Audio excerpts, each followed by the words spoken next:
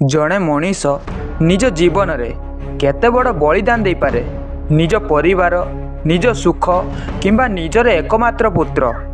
आजिर यही भौतिकवादी दुनिया रे जेउठी लोक माने निज कथा चिंता करती आउ कहती निजे बंचिले बापर ना, किंतु ओडिशा रे एपरी जड़े मनीष थिले जार पुओ मृत्यु सह लड़ुवा बेले पुओ पाखरे न रही चली जाइथिले बन्यारे भासी जाउथुवा हजार हजार अनाथ को सेवा करने। से थिले उत्कलमणि गोपबंधु दास। कहानी आरंभ हुए 1877 मसीहा अक्टोबर 9 तारिख रे पुरी जिलार सुआंडू ग्राम में गोपबंधु दास जन्मग्रहण करते। पिता नाम दोईतारी दास और माता स्वर्णमयी देवी। बाल्यकालू माँ को से हरई बसीथिले, सेथिपई तांको पिउसी कमला तांको पुओ भली लालन पालन करथिले। गोपबंधु पाठ पढ़िबारे बहुत मेधावी थिले। कटक रेवेन्सा कॉलेज रु बीए पास करी 1906 मसीह कलिकतारू वकिलाती पढ़ा शेष करथिले। गोपबंधु मात्र 12 वर्ष बयस मोती देवी को विवाह करथिले। से चाहिए आराम रे सहर रे रही बहुत पैसा कमे पारि थांते, किंतु तांकर हृदय सबुबले गाँवर से गरीब और असहाय लोकों झुरुला। थरे ओडिशा रे भयंकर बन्या आसिला।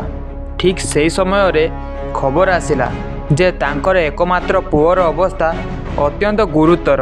आउ एपटे देशर हजार हजार लोक बन्यारे भासी जाउतले। गोपबंधु दास एक बड़ निष्पत्ति नेले। से कहिले मो पुओ को देखिया पई तुमे माने अछ, किंतु बन्यारे असुविधारे पड़िथिबा लोक मानक पाखरे केही नांती। यह कही लोकों सेवा करिया पई चली गले। आउ फेरिला बेलू देखिले तांको पुओ ए दुनिया छाड़ी चली जाइछि।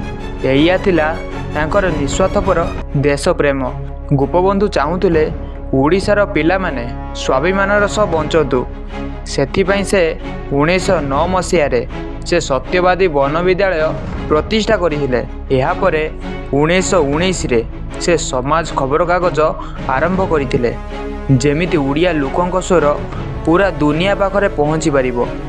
तांकर एही महानता को देखी 1924 मसीह प्रसिद्ध वैज्ञानिक प्रफुल्ल चंद्र राय तांको उत्कलमणि उपाधि रे सम्मानित करथिले। आजिर एही वीडियो माध्यम रे मोर गोटिए उद्देश्य जेमिति गोपबंधु ना प्रतिटी पिलांक मन रे सम्मानर सह रहू। जदि आपण को लगुची यही सूचना समस्त पाखरे पहुँचवा दरकार, तेबे यही वीडियो को शेयर करंतु।